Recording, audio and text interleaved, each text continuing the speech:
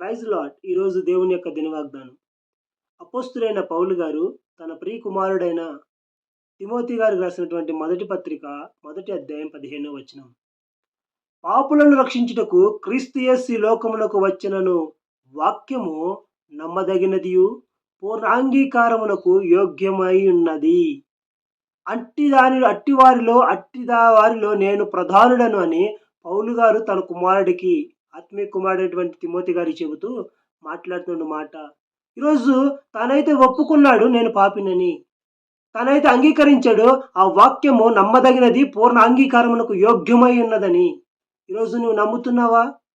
నీ కొరకు నా కొరకు ఆయన ఈ లోకానికి వచ్చాడని, రక్షించడం కొరకు ఆయన ఈ లోకానికి వచ్చాడని నమ్ముచున్నావా? నమ్మినట్లయితే నాతో పాటు ప్రార్థనలు ఏకీభవించు. ప్రార్థన. మహాపరిశుద్ధుడా, ప్రేమ నమ్మకముల తండ్రి, అయ్యా మీ యొక్క మహాకృపలో మమ్మల్ని అందరినీ జ్ఞాపకం చేసుకొని, అయ్యా మా కొరకు ఈ లోకానికి వచ్చారని దేవా మేము నమ్మి ఉన్నాము. అట్టి వారిలో అయ్యా మా పితరులైనటువంటి పౌలు గారు ప్రభు నేను ప్రధానుడని ఒప్పుకుంటూ ఉన్నాడు. అయ్యా నేను కూడా నా పాపాలన్నింటినీ అయ్యా మీ సిలువు చెంత చేరి మిమ్మల్ని మీ పాదాల చెంత పెడుతూ ఉన్నాం. అయ్యా నేను పాపిని, నన్ను క్షమించండి, నన్ను రక్షించండి, మీ యొక్క నిత్య రాజ్యమును నన్ను చేర్చుకోండి. అయ్యా మీతో కలిసి ఉన్న గొప్ప భాగ్యం నాకు అనుగ్రహించమని, అయ్యా ఎందరైతే బిడ్డలు యొక్క వాక్యాన్ని వింటూ ఉన్నారు, ఈ ప్రార్థనలు ఏకీభవించారో ప్రతి ఒక్కరిని ఆ రీతిగా సిద్ధపరిచి అయ్యా మీరు అత్యధికంగా దీవించి ఆశీర్వదించమని యేసు నామములో అడిగి వేడుకొని పొందుకొని నాం తండ్రి. ఆమేన్. Praise lord.